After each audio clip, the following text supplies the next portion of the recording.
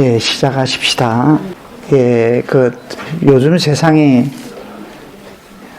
우리나라뿐만 아니라 웬만큼 사는 동네에서는, 나라에서는 관점이 전부 다 이 돈벌이에 혈안이 되어 있습니다. 그죠? 예, 돈벌이에 혈안이 되어 있기 때문에 인간 삶이 엄청난 문제가 발생되고 있는데, 이런 와중에 이제 우리가 정말 인위적으로라도 주목해야 될 방향이 꼭 불교를 떠나서 일반적으로 인류 어떤 문화적인 그런 측면에서 볼 때 인문 철학입니다. 그죠? 인문 철학. 우리가 인문 철학을 통해서 지성적인 측면을 개발하고 알아간다라는 그 자체가 어떤 육체적인 것이 아닌 전혀 다른 종류의 하나의 또 올가짐입니다. 그래서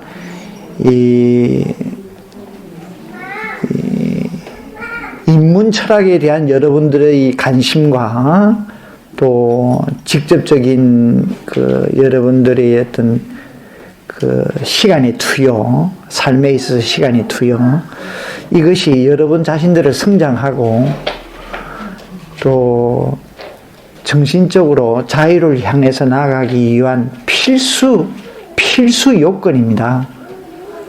그런 의미의 연장에서 이런 강좌들이 여러분들을 굉장히 희열로 이끌어갈 것입니다. 그거는 분명합니다. 만약 희열로 희열을 느끼지 못했다면 그것은 순 강사 책임입니다.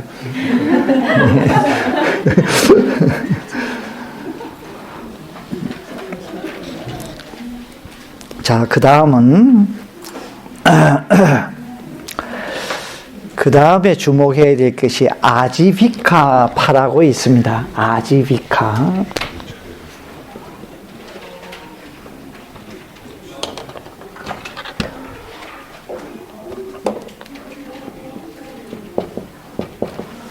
일종의 자연주의라고 할 수 있습니다. 물론 유물론도 자연주의지만도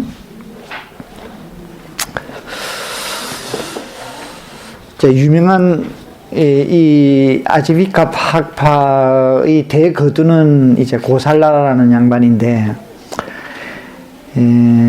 이 아지비카의 물질관은 앞에서 이야기한 유물론관과 굉장히 유사합니다. 그러나 뭐가 아주 획기적으로 다르냐면, 인간 존재의 물질성이 사후에도 존속할 수 있다는 겁니다. 예, 인간도 물질로 봤습니다. 왜? 영혼, 생명 이거 자체도 아지비카에서도 역시 물질로 봤거든요. 그러나 이것이 죽음 이후에도 이것은 환원주의로 본 것이 아니라 치수화풍으로 돌아간다는 단순한 그걸로 본 것이 아니라 존속될 수 있는 걸로, 즉 윤회를 인정하는 이런 사상을 가지고 있다는 것이 우선 유물론하고는 차별성을 지니고 있는 것이라고 할 수 있습니다. 그래서 이 아지비카 학파에서는 실제하는 것이 물질의 요소인 지수화풍 외에도 다른 것이 실제한다라고 보고 있습니다. 그 중에서는 지수화풍이 결합되는 우선 장소로서의 허공, 공간, 이것도 실제하는 것이다. 그 다음에 덕, 실, 얻는다, 실, 잃는다, 고통스러움, 낙, 기쁨, 희열, 그 다음에 일어나고 사라지는 것, 태어나고 죽는 것, 그리고 영혼, 이런 12개의 요소를 다 실제하는 걸로 보았습니다. 앞에 지수화풍과 공간은 기본적인 요소고요. 다음에 득실, 고락, 생산, 이런 것들은 그 기본적 요소가 현상으로 드러나는 일종의 현상이라고 볼 수 있죠. 이런 것도 다 실제한다 라고 보았고, 영혼도 역시 실제한다. 단 마음, 정신 이런 것이 물질과 별도로 차별성을 지닌 어떤 존재자로서 있는 것이 아니라 물질의 연장이다. 그것만이 좀 다르죠. 그래서 영혼과 다섯 원소를 인정하고 있으므로 이원론인 입장인 것 같으나 영혼은 물질적 요소로 생각되었기 때문에 이것은 이론론입니다. 그리고 이 영혼의 관념은 브라만 사상 이후에 새로이 태어난 관념이 아닙니다. 인도에서는 고대 종교 형태로 끊임없이 물활론이 있었습니다.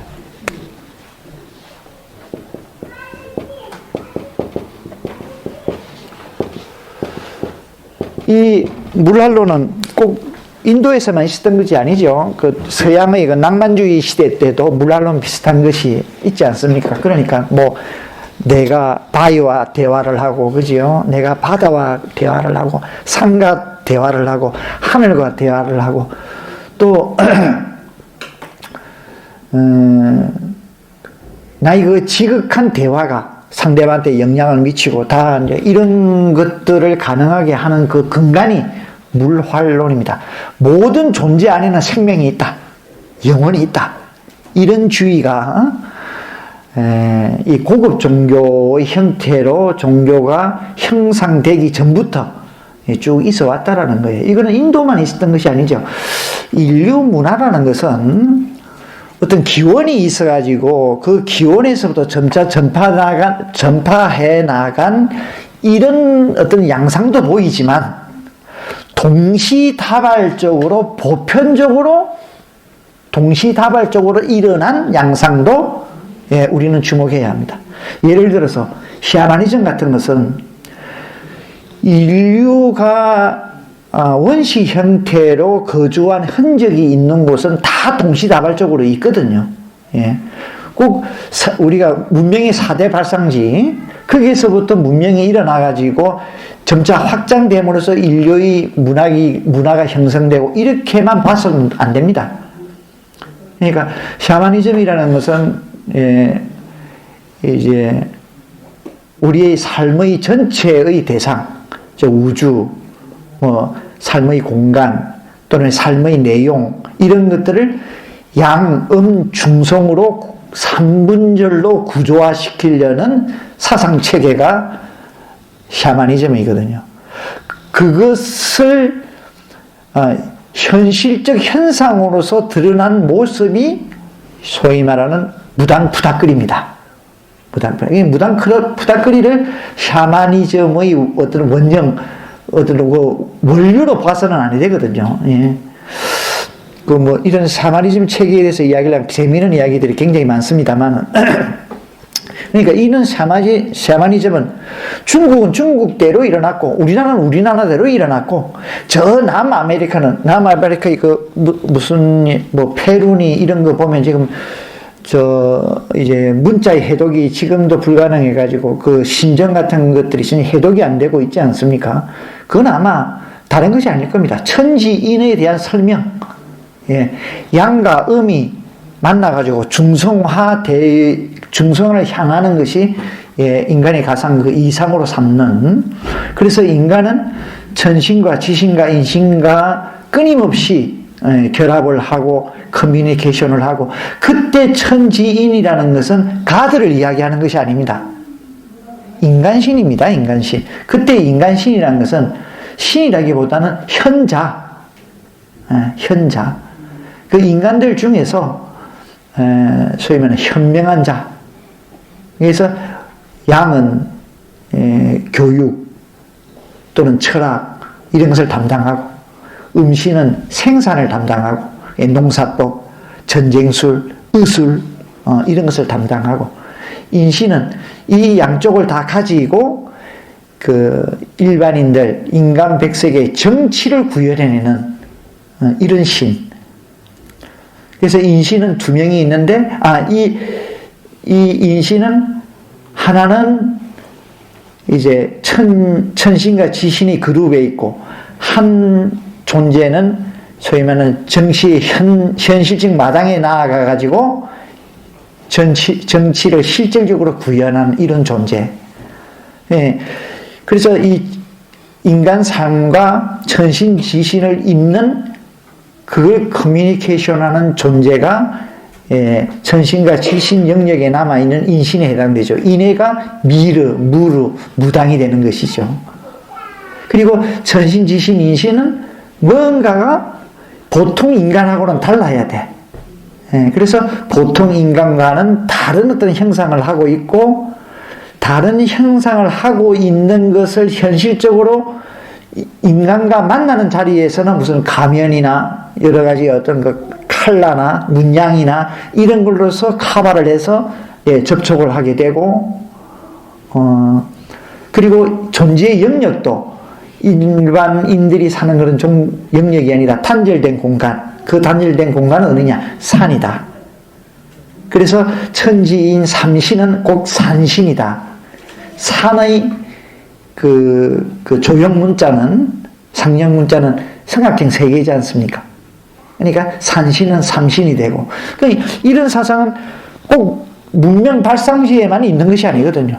동시다발적으로 인디안 영역, 인디안 뭡니까? 그 집 둥그렇게 해가지고 중간에 나무가 서고, 그거는 일종의 천지인이 그 인신이 천신과 맞닿아 떨려는 그 상징물 중 하나가 코스모트리, 우주목이라는 게 있거든요. 그래서 반드시 우주목이 들어갑니다. 몽고텐도 마찬가지예요.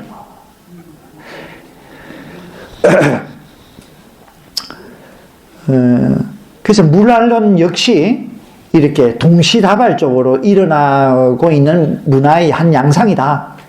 이렇게 보면 될 것입니다. 물난론 하나 설명하는데 뭐 거창하게 시야머리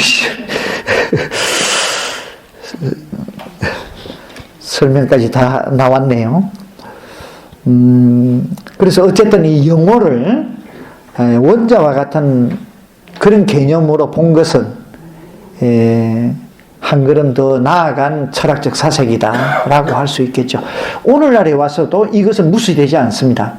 다시 말하면 그 마음을 어떻게 풀이할 것이냐, 마음에 대한 해석, 근간의 뇌공학자나 생물학자들이 모여가지고 달라이라마가 모여서 그 하버드 쪽에서 모여가지고 끊임없는 마음에 대한 실체를 파헤치려고 몇 년간 지금 계속 하고 있죠.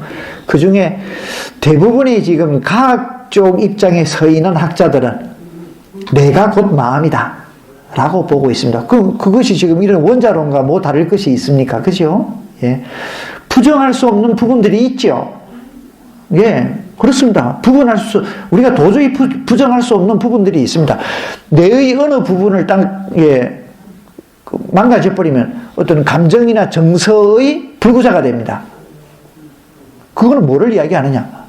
예, 뇌라는 부분적인 어느 물질적인 영역, 그것이 마음을 컨트롤한다라는 이야기죠.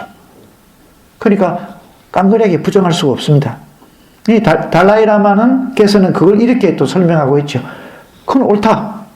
달라이라마께서도 인정을 하고 있습니다. 그러나 저 인간이 저 깊숙이 흐르고 있는, 도도히 흐르고 있는, 생명이 있는 한 흐르고 있는 미세 마음이 있다.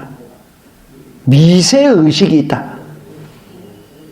이것은 뇌하고 별도의 영역이다. 영역이라고 해가지고 어떤 물리적인 어떤 범위, 카테고리를 이야기하는 것은 아닙니다. 예. 그리고 마음을 자꾸 물질의 연장선상에서 우리가 해석을 하려고 해서는 아니 됩니다. 그러니까 그런 걸로 봤을 때는 분명히 그 아지비카 쪽의 그 마음도 원자론의 입장에서 보는 이런 그 관점, 이것이 깡그리하게 부정되어서는 또 아니 될 것입니다. 자, 그런데 어쨌든 간에 이 아지베카의 대표적인 것은 인간이 태어날 때는 이미 운명이라는 것을 지니고 태어난다. 이 운명은 누가 정하는가? 그건 모른다. 그리고 그건 중요하지도 않다. 근데 태어날 때부터 운명을 가지고 태어난다. 마치 동양사상의, 특히 이제 중국 사상의 팔자로 온 거지요. 사주팔자는 이것과 아주 흡사한 사주팔자는 이 중국 사고방식은 옛날 중국의 샤머니즘 사고방식은 사주팔자는 변하는 것이 아니죠. 변하는 건 아닙니다. 그와처럼 운명의 결정론, 인간은 태어날 때부터 결정되어서 태어나는 것이다 라고 보는 입장입니다. 그래서 생사윤회 같은 것도 무인이다. 원인이 없다. 그리고 어떤 조건 지어진 것이 없다. 조건 지어졌다면 조건의 요인을 변하게 만들면 결과가 바뀝니다.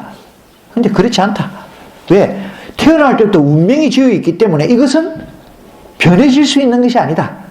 인간의 노력에 의해서 변해질 수 있는 것이 아니다. 그래서 자유의지를 부정해버립니다.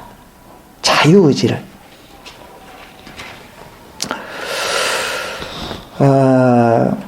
그래서 이 아지비카의 중요한 주제는 운명,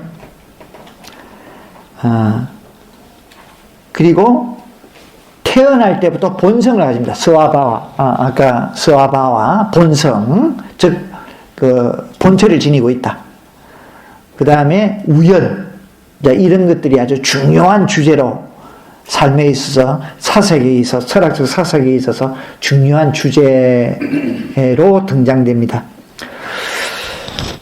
그래서 해탈도 또한 무연이다.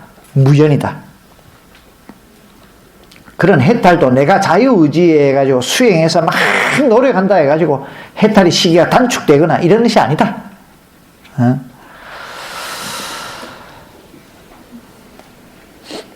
처음에 운명과 우연과 그리고 본성에 의해서 받은 그것이 일생 동안 지배해야 되고 또 유래가 된다 하더라도 그것이 그대로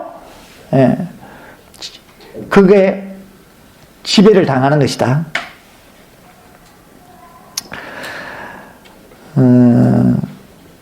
그래서 자유의지에 의한 행위를 부정하고 개인의 업에 의한 인과응보, 원인과 결과에 대한 법칙, 이것을 부정한 철저한 결정론의 입장에 서게 됩니다. 그렇기 때문에 수많은 브라우만에서 이야기하고 있는 수많은 신들, 이것은 곧 도덕 파괴의 존재로 생각을 했습니다. 이미 정해져 있는 건데 무슨 그 신에게 공물을 바쳐서 제사를 지내고 한다 해가지고 구원을 받고 그런 것은 없다라는 거예요.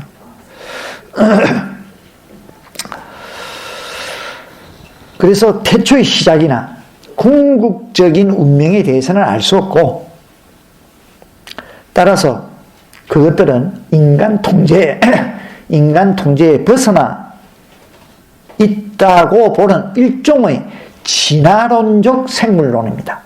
진화론적 생물론.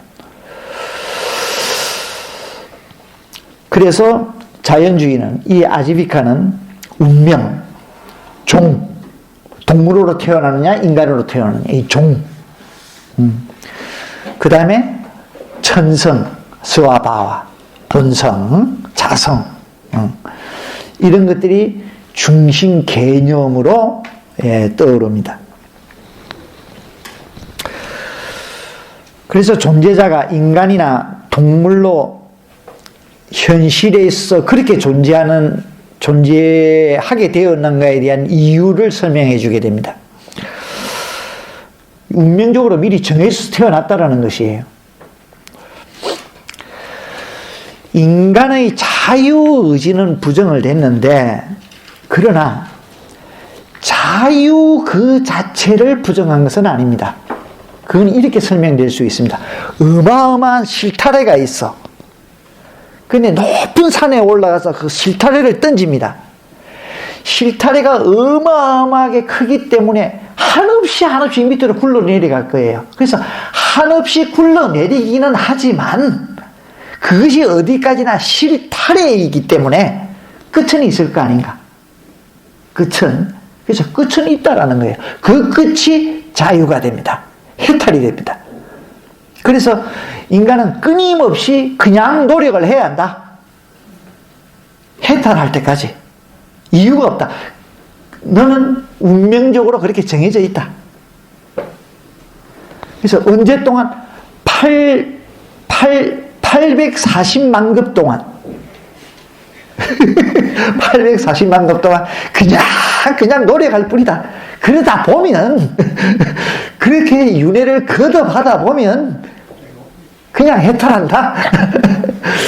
이 겁이라는 개념은 대단한 개념이거든요. 왜죠? 개념이는 그 지난번에 이야기했습니까? 예.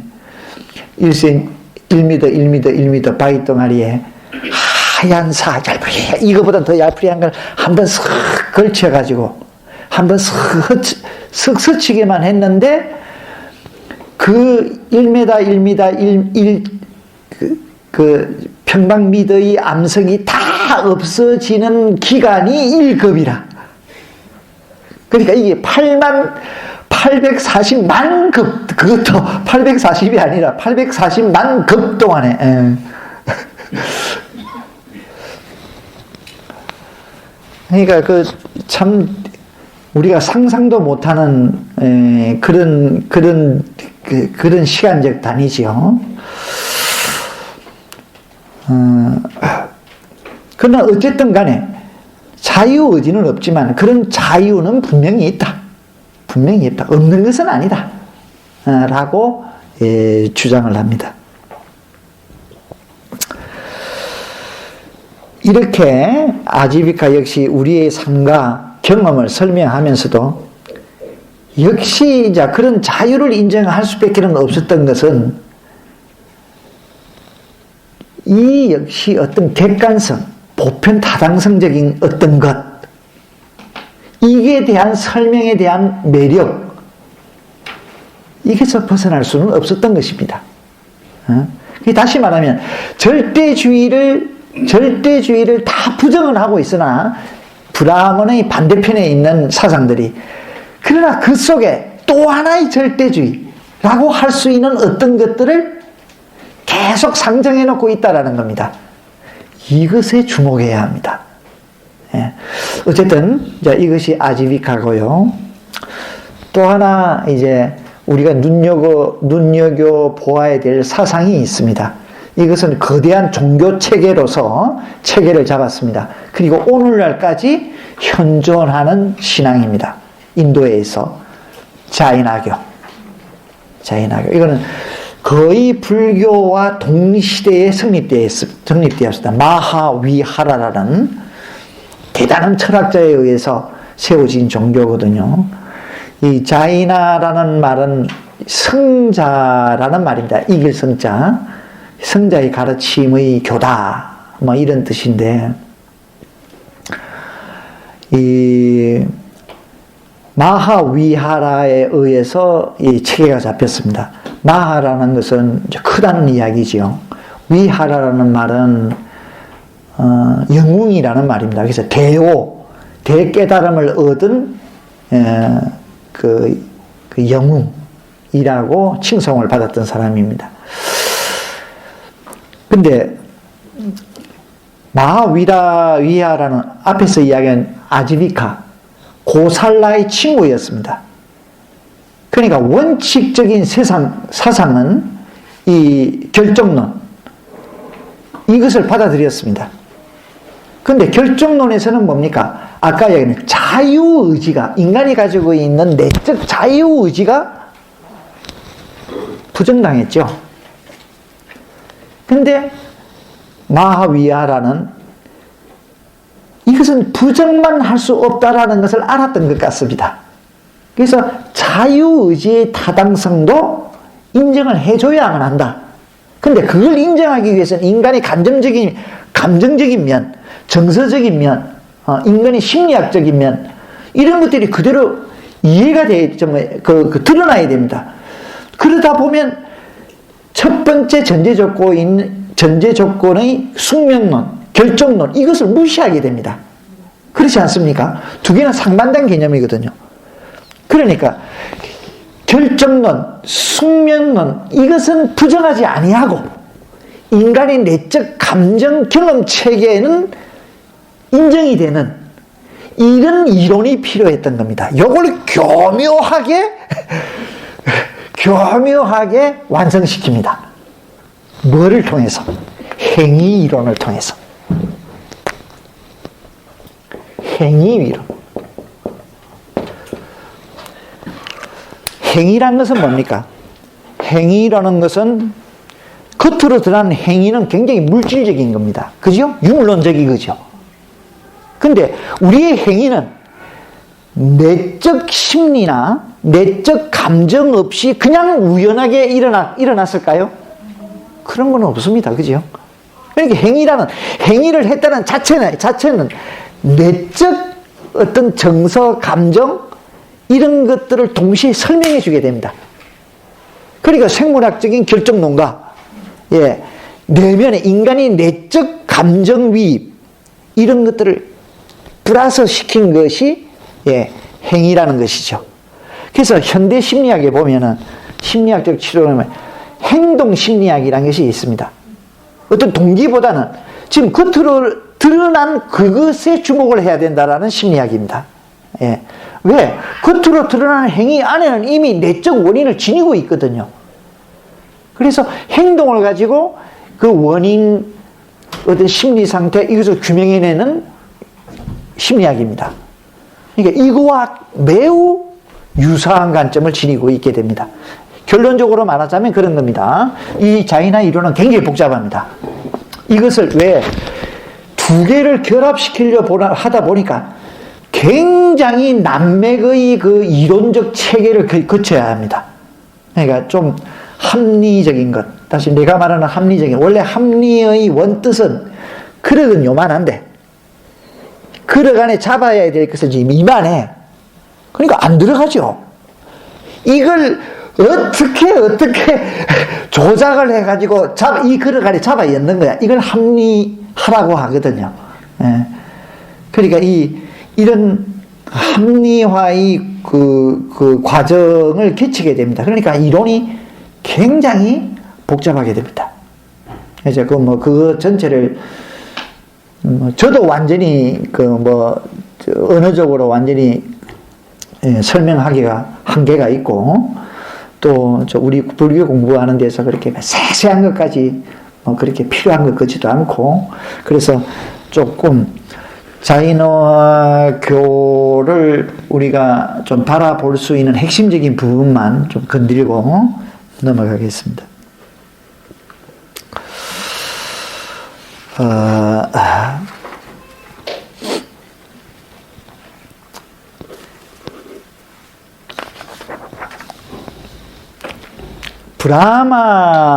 브라만교의 사상가들이 객관뿐만 아니라 주관을 설명하는 데 있어서도 궁극적 객관성에 도달하기 위해서 형이상학적인 자아, 즉 지와 아트만을 상정을 했다. 이미 이야기를 했죠. 마하위야라는 그 자체가 이미 궁극적 객관성을 향한 움직임이라고 보았습니다. 그렇기 때문에 그것에 동의할 수는 없었습니다. 그래서 생물학적 그 결정론을 고수를 하게 됩니다. 그렇다고 해서 단순히 인간 의지의 타당성, 어떤 감정적인 것, 정서적인 것, 이런 것들을 정당화하기 위해서 인간 심리를 경험적으로 분석하는 데 말려들 수도 없었습니다. 왜? 생물학적 숙명론을 탄탄하게 그 바탕에 두고 있기 때문에. 왜냐하면 생물학적인 결정론에서는 마찬가지로 객관적이지 않은 만큼의 객관적인 심리 이론, 객관적인 심리론, 이걸 인정하지 않기 때문입니다. 그러나 현실적인 측면에서는 객관적이지 않은 심리의 상태가 각 개인마다 있다라는 것을 부정할 수가 없다라는 거예요. 그렇지 않습니까? 그러니까 거의 이 마하위라 위하라의 독창성은 우파니샤드의 아트만 개념이나 브라만 개념, 이런 절대주의적 본체, 절대주의적 어떤 본질 개념, 이런 게 돌아가지도 않으면서 인간의 심리적인 문제를 해결해내야 됐다는 겁니다. 그래서 나타난 것이 행위 이론인데, 이 행위 이론이 즉 자이나교의 핵심적인 사상으로 떠오르게 됩니다.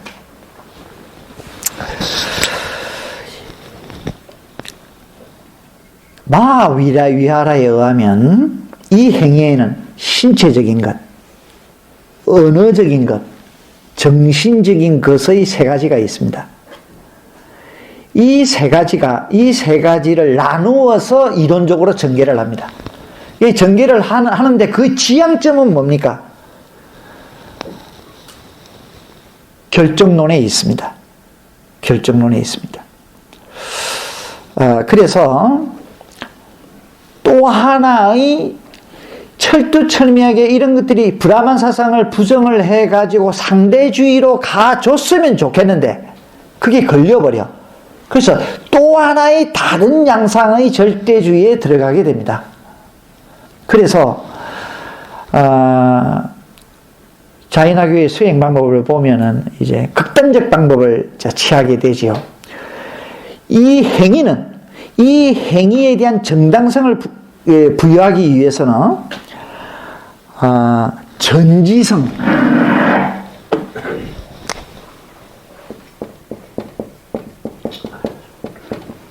전지성을 요구하게 됩니다. 무슨 이야기냐면 내 행위 자체가 가장 이상적인 것은 내 행위 자체가 절대적으로 선함으로 연결되어야 돼. 거기서 악을 저질리면 안 된다는 겁니다. 자, 불교에서는 어떻게 됩니까?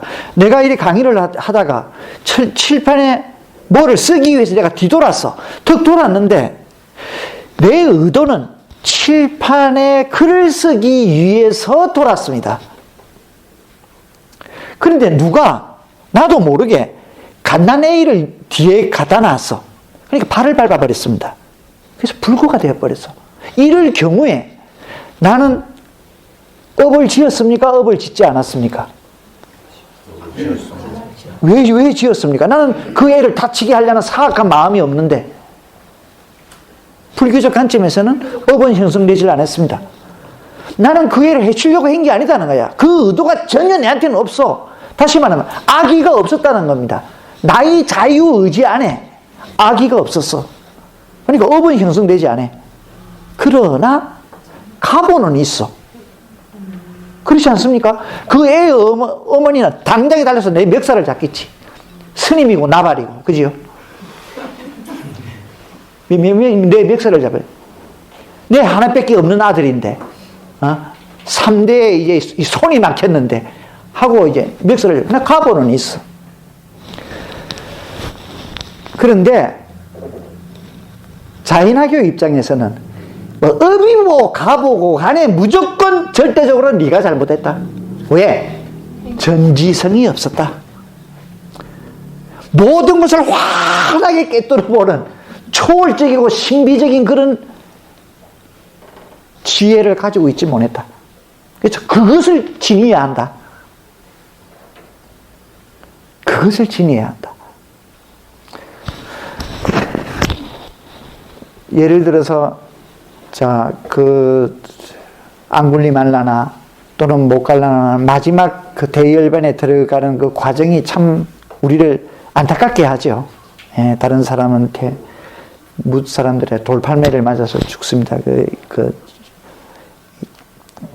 전생의 업이고 여러 가지 이런 이유에서.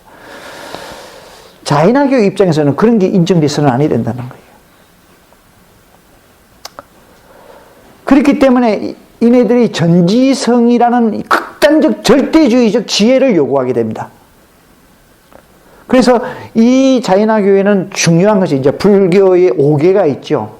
자, 그 중에 4개는 동일한데요. 불살생. 다음에 주지 않는 것을 갖지 않는 것, 부도, 그다음에 불름, 삿된 성의를 하지 않는 것. 다 그 중에서 특히 이 불살생 같은 거, 이거는 철두철미하게 지켜야 한다는 겁니다. 그러니까 길을 걷더라도 우리는 눈에 보이지 않는 수많은 미물들이 있을 거 아닙니까? 그죠? 뭐 박테리아 안에 세균도 있을 것이고 또 개미들도 있을 것이고 이네들을 죽이는 그조차 전부 다 업이 된다는 거예요. 그러니까 갈 때도 바로 못 가. 깨끗이 쓸면서 가야 돼. 이런 극단적 행위를 보입니다. 그리고 콧물, 침물 나오면 이게 떨어지면 세균이 죽어. 그래서 이제 코에도 이렇게 뭐 주머니를 만들어서 달고 입에도 주머니를 만들어서 달고 이렇게 극단적 행위로 들어갑니다. 그래서 이 자이나교를 보면 인생을 4등분으로 해가지고는 이제 60이 넘으면 모든 생산 행위를 끝쳐버리고 반드시 수행자가 돼서 업을 이제 무너뜨려야 되지요. 무너뜨리는 과정에서 나의 업이 아주 부정에 의해서 물들어 있기 때문에 이 부정을 닦기 위한 유일한 방법이 뭐냐? 고행이다. 그래서 신체를 학대합니다. 그래서 숨을 들이쉬면 내놓지 아니하고 음식을 굶어버리고 막 이렇게 극단적 고행으로 나아가게 됩니다. 그래서 이런 극단적 고행으로 나아간 것이 일반인들에게는 상당히 순수로 보일 수도 없지 않아 있을 것입니다. 이제 그런 것들이 이 종교를 지탱하게 된 현실적인 이유일 수도 있습니다. 그래서 실질적으로 인도에서는 그 숫자가 불교인보다 더 많습니다. 15% 정도. 굉장히 많은 거죠. 지금은 불교의 인구가 거의 뭐 8%를 넘어가지고 10%에 육박합니다만은, 이제 한 50년, 30년, 50년 전만 해도 5% 이상을 넘지는 못했다고 그러거든요. 그때도 15%를 유지하고 있었다고 합니다. 이 자이나교가.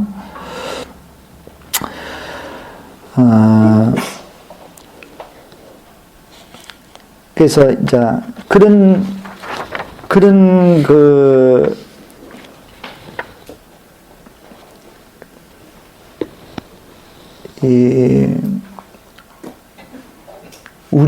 우리가 살아가면서 수많게 지었던 그 모든 행위들, 그런 행위가 전부 다 업에 속박되어 있다.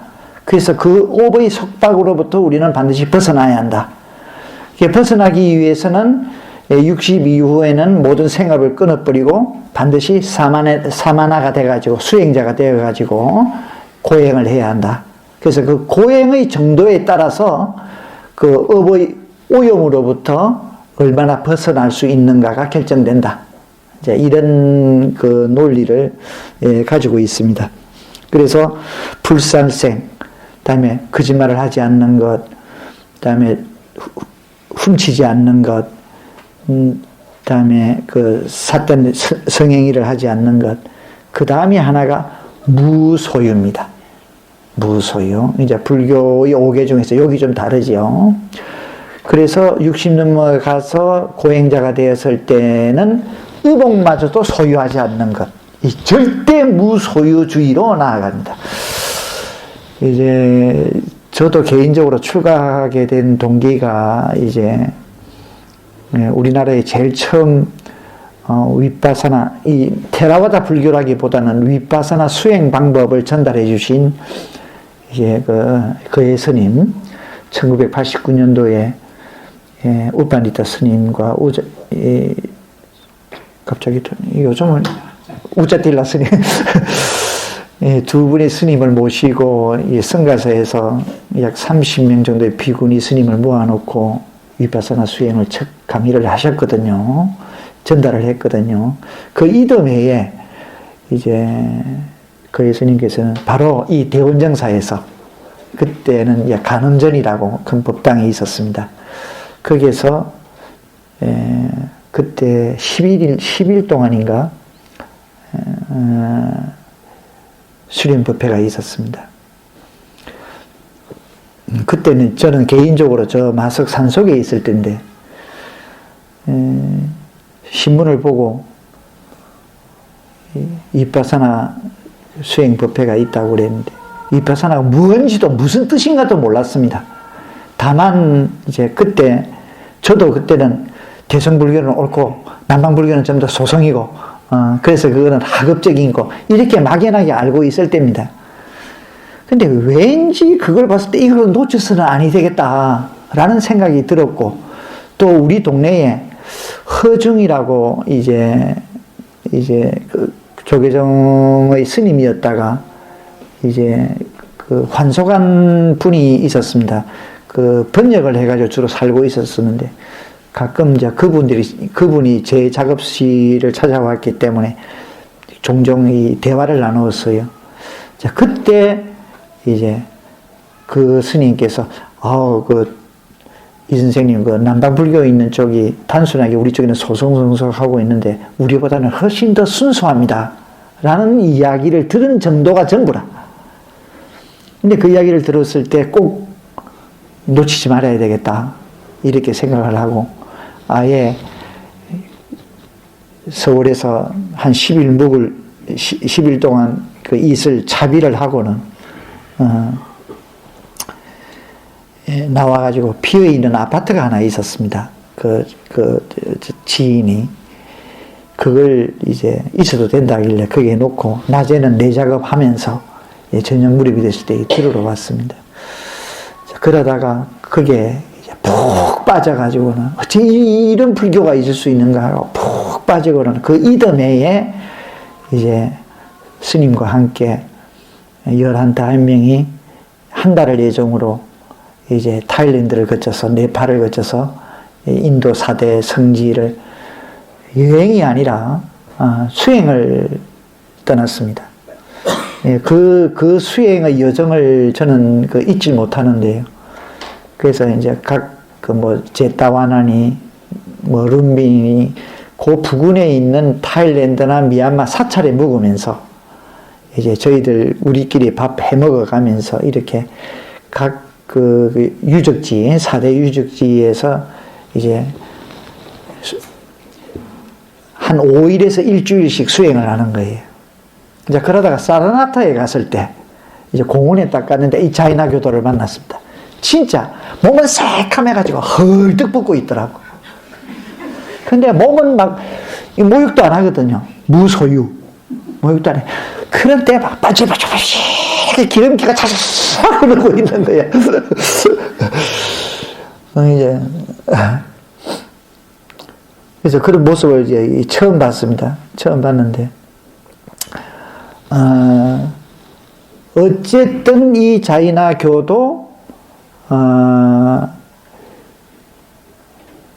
또 하나의 객관성을 향해서 갈 수밖에 없었다. 그래서 상대주의를 포기를 했다. 그것이 이 자이나가 가지고 있는 어떤 한계입니다. 한계. 그 다음에 이제 또 하나가 있는데요. 산자야입니다. 해의주의.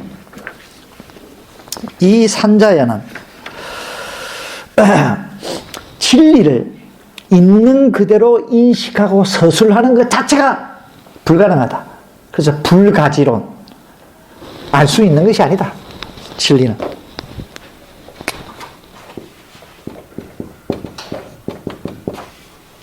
불가지론. 있나? 있어야 되겠구나.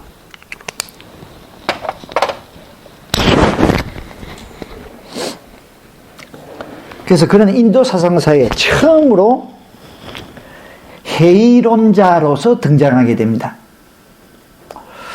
내세가 존재하는가? 선악의 가보는 존재하는가? 인격 완성자는 사후에도 존재하는가? 이런 질문에 대해서 질문을 봤을 때 아주 대답 안 할 수는 없으니까 대답은 합니다. 근데 그게 애매모호해. 아무런 결론이 없어. 그게 미꾸라지와 같이 빠져나가기만 나가. 그 유명한 사리붓다 존자와 모클라나 존자가 바로 산자의 제자였습니다. 자, 사리붓다와 모클라나가 이 산자의 제자였다는 것은 어떤 의미가 있는가?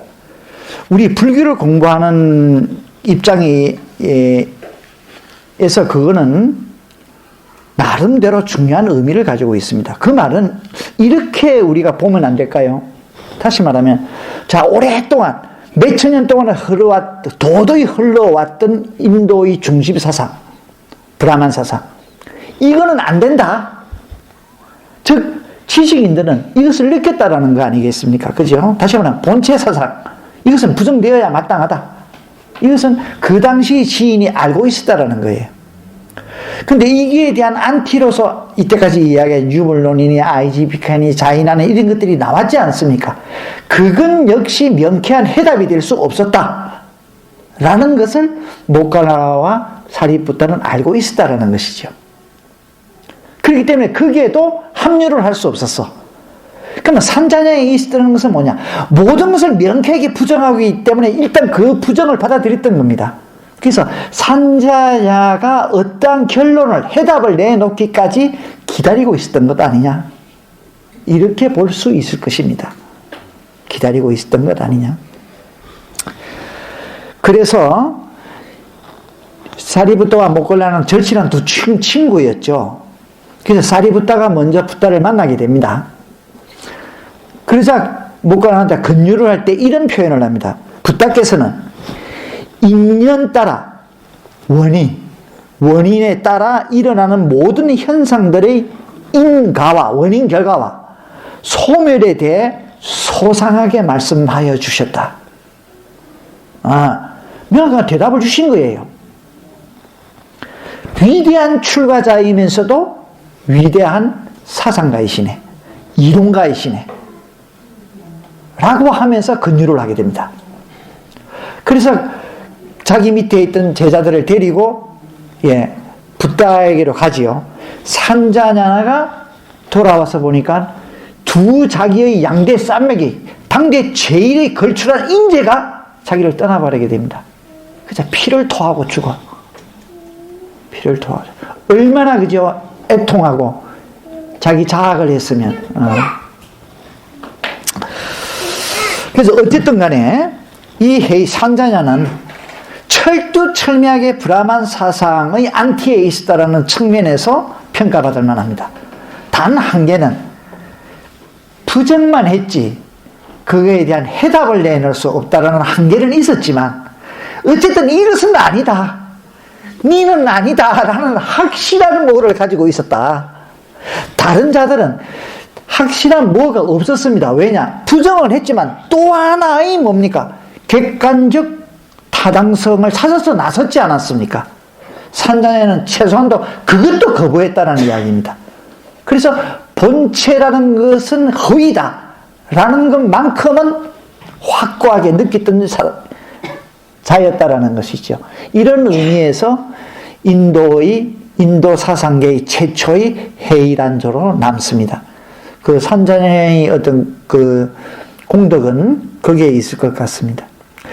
대충 이 정도가 고타마 붓다께서 태어나셨을 때 인도의 전반적인 혼란, 절반적으로 사상이 그 아주 혼잡 속에서 난무를 했던 사상계의 경향이었다고 보면 될 것입니다. 태어나서 이제 그 공부를 할 때 지금까지 이야기했던 이런 모든 사상 체계를 고타마께서는 다 체득을 하십니다. 일단은 경험을 다 하십니다. 그리고 그들이 가지고 있던 수행 체계도 다 답습을 하십니다. 그리고 나서 이것은 아니다 라는 결론을 내리시고 당신만의 사색에 의해서 사색으로 당신만의 방법에 의해서 대깨달음을 이루신 것입니다. 그래서 다음 시간부터는 이제 여기까지가 서론이라고 할 수 있네요. 이제 불교 이야기에 들어가기가 이렇게도 어렵네요. 다음부터 이제 본격적으로 이제 석가모니, 다시 말해 사카모니 고다마 붓다의 불교의 진면목을 보기 시작을 하겠습니다. 예. 선생님, 제가 한 가지 질문. 예. 아까 그 자이나교 설명하시는 거, 업은 없는데 과보가 있다 이렇게 말씀하셨죠. 불교는. 불교는 원래 법인 과보가 아닌가요? 아닙니다. 조금 전에 이야기했지 않습니까? 어떤 원인에 대한 결과가 가보고, 업의 조건은 뭡니까? 내 마음속에 반드시 악의가 있어야 합니다. 예, 악의가. 나쁜 마음이 있어야 돼. 그러면 그 과보는 어떻게 나타나는가요? 아까 같은 그런 과보. 예? 아까 같이 이제 어린아이 발을 가보는 여러 가지 형태가 있습니다. 가보라는 것은 꼭 옳고 그름이 진리 체계를 이야기하는 것이 아닙니다. 가보는 그야말로 원인에 대한 결과일 뿐이라는 거예요. 예를 들어서 사악한 사람이 집단 속에 있을 때 그 집단 속에서 옳은 일을 내가 했다고 그러자. 그래서 가보는 잘못 나타날 수도 있습니다. 왜? 그 사람들의 인식의 오류 때문에. 이 두 개는 꼭 이꼬르적인, 물론 그 속에는 뭐 합집합과 부분집합의 관계는 있기는 있습니다만 정확하게 동일 개념은 아니라는 겁니다. 동일 개념은 아니라는 겁니다. 예, 이제 앞으로 이제 그런 것들이 자세하게 설명될 것입니다. 불교의 그 원인 결과를, 특히나 그 연기법 이런 것을 설명하는 과정에서.